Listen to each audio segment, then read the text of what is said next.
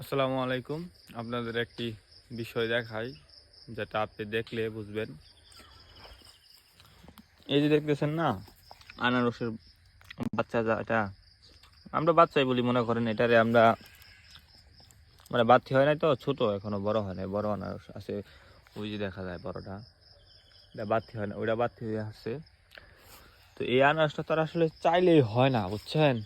যে এইখানে হয়ে গেল অটোমেটিক, এটা তো আসলে অটোমেটিক না। ধরেন এই যে চারাটা দেখতেছেন, এই চারাটা হচ্ছে এই যে এইখানে ছিল আনারস, কেটে ফেলছে, তার এই গোড়ায় এইখান দিয়ে চারাটা হয়। যেমন এই যে এইখানে হয়েছে, দেখেন এই যে একটা আনারস উপরে কাটা এখানে হয়েছে।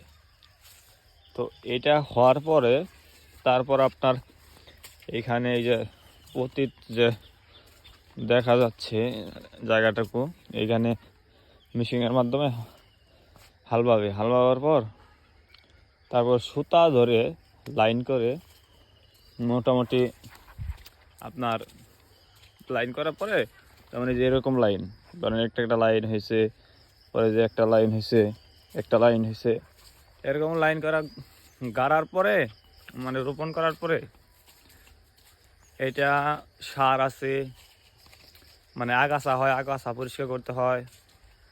তো সব মিলিয়ে আপনার তখন ভালোই খরচ হয়। তারপর আবার আপনার এটার পাতাগুলা সইরা যায়, সাইডা দিতে হয়। এটা পরে লাস্টে আনারস আপনার এই যে ওইখানে আছে,